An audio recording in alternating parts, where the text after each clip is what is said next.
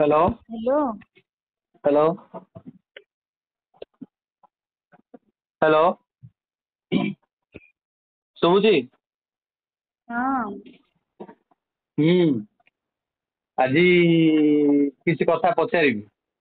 କଣ? ତମେ ମତେ ପଚାରିଥିଲ କୋଉ କଥା? ତ ଏତେ ଦିନ ହେଲା କୋଉଠି ଥିଲ ଏବେ ମନେ ପଡିଲା ପଚାରିଥିଲ।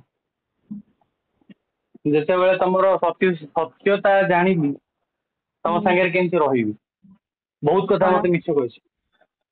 ବହୁତ ମିଛ ମିଛ କହିଛ।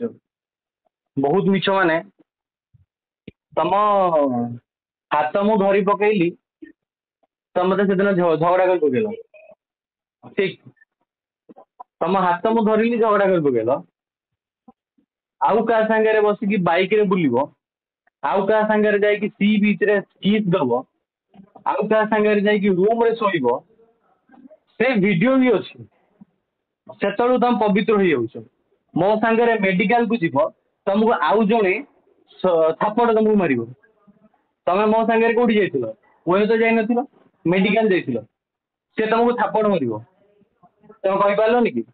ଆଁ ତମେ କହିପାରିଥାନ୍ତ ନା। ସେ ଲୋକଙ୍କୁ କହିପାରିଥାନ୍ତ ଯେ ମୁଁ ମେଡିକାଲ ଯାଇଛି। ହଜାରେ ଲୀଳା କରିବ, ମତେ ସବୁ କଥା ସେୟାର କରିବ। ମୋର ଏଇ ପ୍ରୋବ୍ଲେମ ଥିଲା, ମୋର ବୁକ୍ସ ଏଇଟା କିଏ କାମୁଡି ଦେଲା, ସେଇ କଥା କହିବ। ତମର ପିରିୟଡ ପ୍ରୋବ୍ଲେମ କହିବ। ତମେ କାହା ସହିତ ଲିଭିଂ ରେ ଥିଲେ ସେ କଥା କହିବ। ଭଲ ପାଇବା କଥା ଯେତେବେଳେ କୁହାହବ ସେତେବେଳକୁ ମୁଁ ସବୁ କଥା ସିକ୍ରେଟ ଜଣକୁ କହିଦେଇଛି। ସେ ସିକ୍ରେଟ ଯାହାକୁ କହିଛି ମୁଁ ତାକୁ ବାହା ହେବିନି। କାହିଁ ବାହା ହବ? ତମେ ସବୁ ସିକ୍ରେଟ କହିଦେଇଛ। ଆଉ ତମ ସିକ୍ରେଟ ଟା ମୁଁ ବହୁତ ଦିନ ଆଗରୁ ମୁଁ ଜାଣିଥିଲି। ତମେ ମଧ୍ୟ ବହୁତ ନାଟକ କରୁଥିଲ। ତ ବହୁତ ନାଟକ ବାଜି ପିଲାଟା ହେଲା। ବାପାଙ୍କ ନାଁରେ ମିଛ କଥା, ମାଙ୍କ ନାଁରେ ମିଛ କଥା, ଏମିତି କେତେ ଜଣ ସାଙ୍ଗରେ ମିଛ କଥା କହିକି ଧନ୍ଦା କାମ କରୁଛ? ଆଁ କେତେ ଜଣଙ୍କ ସାଙ୍ଗରେ ତମେ ଭାବିଛ କଣ? ମଝିରେ କହିଲ ଯେ ମୁଁ ତମ ପାଖକୁ ଫେରି ଆସିଛି, ମତେ ଆଉ କିଏ ମିଳିଲାନି ନା। ଆରେ ମୁଁ ତମକୁ ପ୍ରତ୍ୟେକଟି କଥା ସେୟାର କରିଥିଲି, ଏଥିପାଇଁ ଯେ ମୋ ଲାଇଫରେ ଯାହାକୁ ବି ଆଣିବି, ଆଜି ବି ତମ ବିଷୟରେ ମୁଁ କହିବି। ଯିଏ ମୋ ଲାଇଫରେ ଆସିବ, ଯିଏ ମୋ ଲାଇଫରେ ଆସିବ ତାକୁ ସବୁ କଥା କହିବି। ତୋତେ ମୁଁ କଣ ଦେଇଛି କଣ ନାହିଁ, ତୋ ସହିତ କଣ ଥିଲା ନାହିଁ, ମୁଁ ପାଷ୍ଟ ବିଷୟରେ ତାକୁ କହିଲା ପରେ ହିଁ ଆସିବ। ଆଉ ତୋ ଠାରୁ ନା ହଜାରେ ଗୁଣ ନୁହଁ, ମାନେ ବହୁତ ଲକ୍ଷ ଲକ୍ଷ କୋଟି କୋଟି ଗୁଣର ଝିଅ ମିଳିବ। ରାଣ୍ଡି ନୁହଁ, ମନେ ରଖିଥା ହେଲା। ତୋତେ ମୁଁ ବସେଇଥିଲି, ସେ ଯୋଉ ମାଳି ସାହିର ରାଣ୍ଡିକି ଯଦି ଭଲ ପାଇବା ଦିଆହବ, ସିଏ ବହୁତ ଭଲ ପାଇବା ଦବ, ବହୁତ ଜୀବନ ଦେଇଦବ। କିନ୍ତୁ ତୁ ଟୋକା ମାନଙ୍କୁ ଫସେଇକି ଫେସବୁକ ରେ ଆଇଡି ବନେଇକି ହଜାରେ ଧନ୍ଦା କରିବୁ।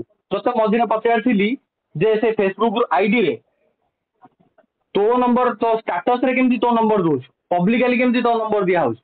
ତୁ ମତେ ସେଇଠୁ କଣ କହିଲୁ? ତୋ ସାଙ୍ଗ ବିଜନେସ କରୁଛି, ତୁ ସେଇ ବାହାନା ଦେଇଥିଲୁ। ମୁଁ ତତେ କହିଥିଲି ନା ସେ ଆଇଡି ଡିଲିଟ କରେ। ତୋର ଆଇଡି, ତୁ ମୋ ସାଙ୍ଗରେ ଫେସବୁକ ରେ ଫ୍ରେଣ୍ଡ ଥିଲୁ, ଆଜିର ଡେଟରେ ଫ୍ରେଣ୍ଡ ଅଛୁ, ଅନଫ୍ରେଣ୍ଡ କରିଦେଇଛୁ। ତୋର ଦି ଦିଟା ଆଇଡି ଅଛି, ଦି ଦିଟା ଆଇଡିରେ ହଜାରେ ଟଙ୍କା ଆସୁଛୁ। ତୁ ରିଲେସନ ଅଛୁ। ତୁ ସେ ନାୟକ ଘର ପୁଅ ସାଙ୍ଗରେ ନଥିଲୁ, ରିଲେସନ ନଥିଲୁ। ନାୟକ ଘର ପୁଅ ସାଙ୍ଗରେ ରିଲେସନ ରଖିକି ତୁ 2 ମାସରେ ପ୍ରେଗନେଣ୍ଟ ହେଇନଥିଲୁ। ତୋର ଆବର୍ଟ କରାହେଇନି, ତୋର ଆବର୍ଟ କରାହେଇନି।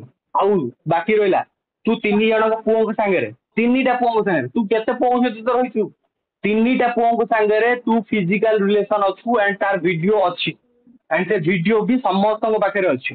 ତୋ ଏରିଆରେ ପ୍ରତ୍ୟେକଟି ପୁଅ ପାଖରେ ଅଛି ତୋ ଭିଡିଓଟା। ତୁ ଭାବୁଛୁ ଯେତିକି ସାମ୍ନା ବାଲାକୁ ବୋକା ବୋଲି ଭାବୁଛୁ, ତୁ ସେଇଟା ଭାବେ ନା।